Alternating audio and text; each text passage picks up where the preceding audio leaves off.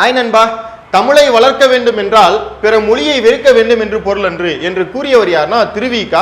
நேற்று பார்த்திருப்போம், உன் மொழியை நாட்டை வளர்ப்பதற்காக பிற நாட்டு மொழியையும் நாட்டையும் தூற்றாதே வெறுக்காதேன்னு மூவா சொல்லியிருப்பாங்க.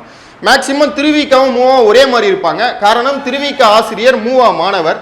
கட்டளையா இருந்தது மேற்கோள்னா அது மூவா, கட்டளை இல்லாம இது மாதிரி மேற்கோளா இருந்துச்சுன்னா திருவிக்கா.